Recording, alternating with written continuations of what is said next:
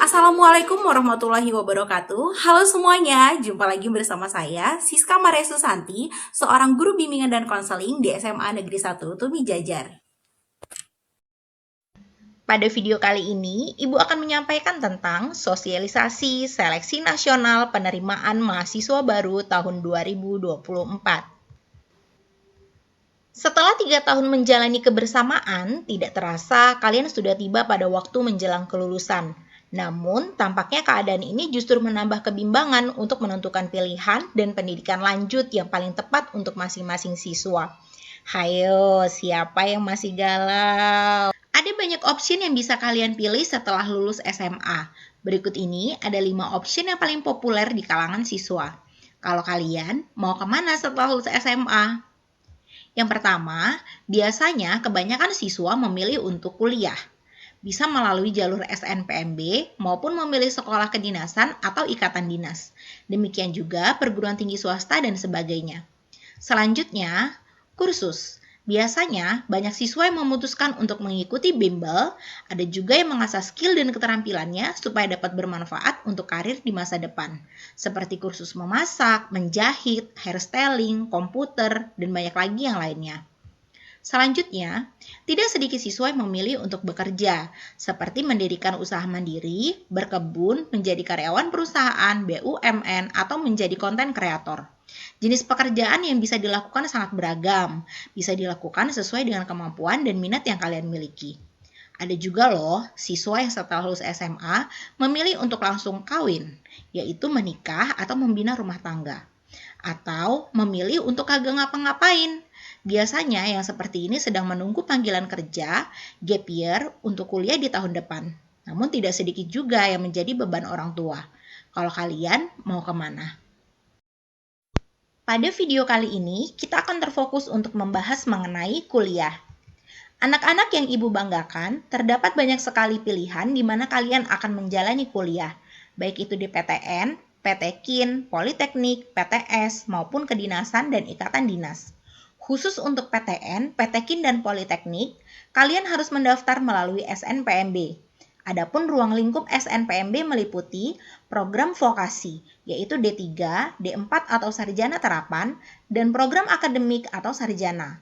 Khusus untuk PTKIN, hanya berlaku untuk program studi umum. Jadi, jika kalian ingin memilih program studi keagamaan, maka kalian bisa mendaftar melalui jalur yang lain, seperti SPAN PTKIN untuk jalur rapor atau jalur yang lainnya.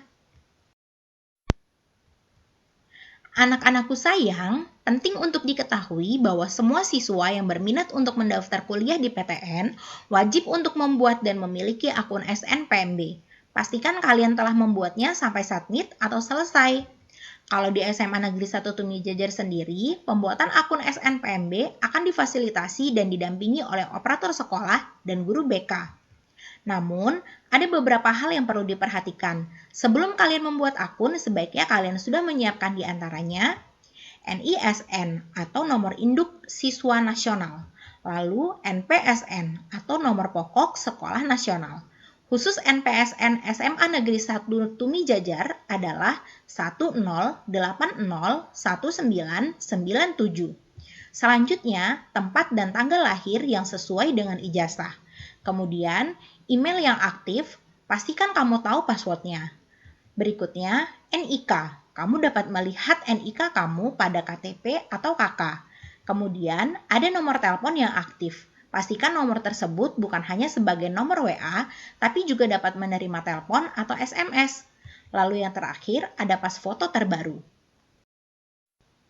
Anak-anak, ada 3 jalur yang telah disiapkan oleh pemerintah dalam SNPMB. Yang pertama, SNBP. Kalian pasti sudah tahu kan bahwa salah satu strategi SNPMB terbaik adalah mengikuti seleksi dengan nilai rapor. Dapat dikatakan bahwa nilai rapormu adalah modal utama untuk masuk kuliah tanpa tes. Di samping, kalian juga bisa menambahkan capaian prestasi akademik dan non-akademik sebagai penunjang. Yang kedua, ada SNBT. Jika kalian telah memilih untuk mengikuti SNBT, maka kalian harus melaksanakan UTBK atau ujian tulis berbasis komputer. Adapun tujuan pelaksanaan UTBK adalah untuk mengukur potensi kognitif skolastik atau TPS, penalaran matematika, literasi dalam bahasa Indonesia, hingga literasi dalam bahasa Inggris. Yang terakhir, seleksi jalur mandiri, yang dalam pelaksanaannya dapat menggunakan nilai UTBK atau sesuai dengan kebijakan masing-masing perguruan tinggi. Pertama, kita akan membahas tentang SNBP di tahun 2024.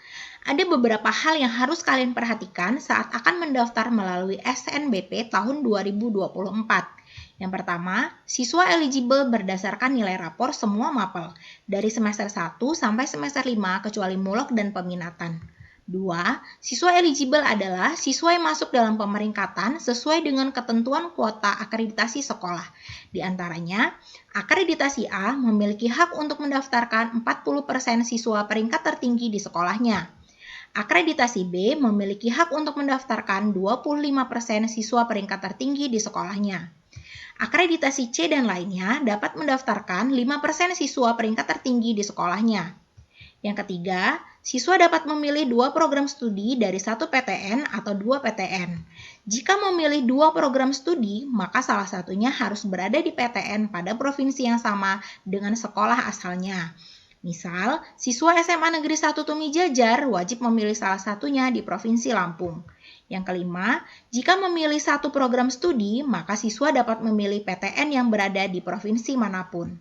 Terakhir, bagi siswa yang memilih program studi bidang seni dan olahraga, wajib mengunggah portofolio. Disarankan juga memiliki capaian prestasi akademik dan non-akademik sebagai penunjang. Silakan perhatikan jadwal SNBP tahun 2024 berikut ini.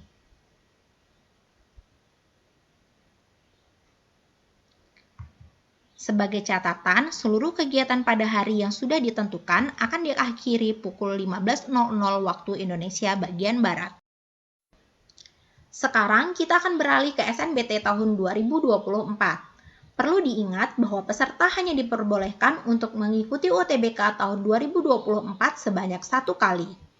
Adapun hasil UTBK tahun 2024 hanya berlaku untuk SNBT dan penerimaan di PTN tahun 2024. Sementara bagi peserta yang memilih program studi seni atau olahraga, selain berdasarkan hasil UTBK tahun 2024, juga tetap harus menyertakan portofolio. Jika mengikuti UTBK, maka ada biaya yang harus dibayarkan, yaitu sebesar Rp200.000 kecuali bagi peserta KIP kuliah yang ditanggung oleh pemerintah. Ada yang baru pada model soal UTBK tahun 2024. Meskipun materi tesnya masih sama dengan tahun sebelumnya, yaitu terdiri dari tes potensi skolastik atau TPS, penalaran matematika, literasi dalam bahasa Indonesia, dan juga bahasa Inggris, terdapat 3 model soal yang sudah disiapkan. Model pertama adalah model soal pilihan ganda. Model kedua adalah soal pilihan majemuk kompleks dalam bentuk tabel dan memuat 2 pilihan jawaban. Yang terbaru adalah soal isian melengkapi rumpang. Namun, kalian tidak perlu khawatir, karena simulasi UTBK resmi dapat kalian akses pada link di bawah ini. Selain model soal, dalam SNBT ada juga kebijakan terbaru terkait dengan pilihan program studi. Yang pertama, setiap peserta bebas memilih program studi di PTN Akademik, PTN Vokasi, dan atau PTKIN. Tidak seperti biasanya yang hanya dapat memilih 2 program studi, tahun ini setiap peserta diperbolehkan memilih maksimal 4 program studi, yang terdiri dari 2 pilihan program akademik atau sarjana dengan ketentuan yang dapat kalian lihat dalam tabel. Perhatikan juga urutan dalam memilih program studi yang berarti menyatakan prioritas pilihan kalian. Perhatikan jadwal SNBT tahun 2024 berikut. Pastikan jangan sampai terlewat.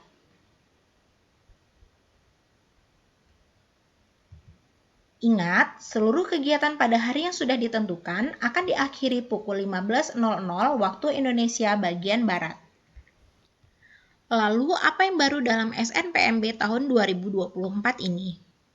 Yang pertama, siswa yang telah dinyatakan lulus seleksi jalur SNBP tahun 2024 dan 2023, serta SNPTN tahun 2022 tidak dapat mendaftar SNBT tahun 2024.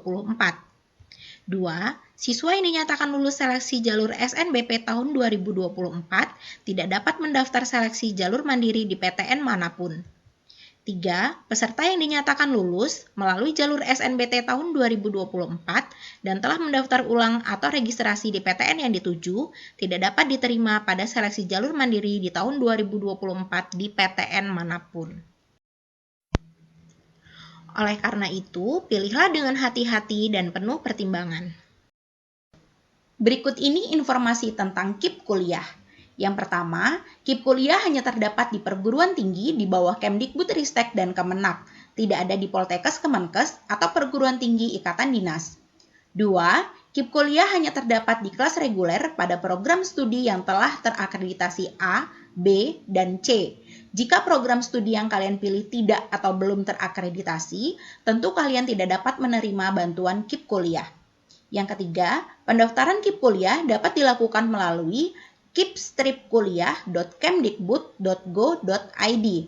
Namun, jika pendaftaran belum dibuka, maka kalian dapat mendahuluinya dengan lebih dulu mendaftar pada Data Terpadu Kesejahteraan Sosial atau DTKS melalui pemerintah desa atau dinas sosial setempat dan bisa dilakukan pada tanggal 15-25 setiap bulannya. Ingat ya, pendaftaran KIP kuliah bukan di sekolah. Sekolah hanya menginputkan nomor unik yang terdapat pada kartu KIP yang dikeluarkan oleh desa atau dinas sosial. Terakhir, informasi lebih detail dapat kalian akses di https://puslapdik.kemdikbud.go.id untuk KIP kuliah Kemdikbudristek atau https://kip-kuliah.kemenak.go.id untuk KIP kuliah Kemenak. Seluruh informasi yang telah Ibu sampaikan di atas dapat kalian akses melalui https://snpmb.bppp.kemdikbud.go.id. Selanjutnya, Ibu akan menyampaikan tentang ikatan dinas dan kedinasan. Ada perbedaan antara ikatan dinas dan kedinasan. Ikatan dinas merupakan perguruan tinggi yang berada di bawah dinas tertentu dan lulusannya langsung direkrut oleh dinas yang menaunginya. Sementara kedinasan merupakan perguruan tinggi yang berada di bawah dinas atau kementerian tertentu yang lulusannya belum tentu bekerja di dinas yang membawahi perguruan tinggi tersebut. Untuk dapat masuk ke dalam sekolah ikatan dinas tentu tidak mudah, karena persaingannya sangatlah ketat. Oleh karena itu, kalian harus pandai untuk dapat memilih sekolah ikatan dinas yang membuka peluang kepada kalian untuk dapat diterima. Karena sekolah ikatan dinas sangatlah beragam, berikut ini akan Ibu sampaikan beberapa sekolah ikatan dinas yang ada. Yang pertama, Institut Pemerintah Dalam Negeri atau IPDN. 2. Sekolah Tinggi Ilmu Statistika atau STIS. 3. Politeknik Imigrasi atau Poltekim. 4. Politeknik Ilmu Pemasyarakatan atau Poltekip. 5. Sekolah Tinggi Transportasi Darat atau STTD. 6. Politeknik Keuangan Negara atau PKN STAN. 7.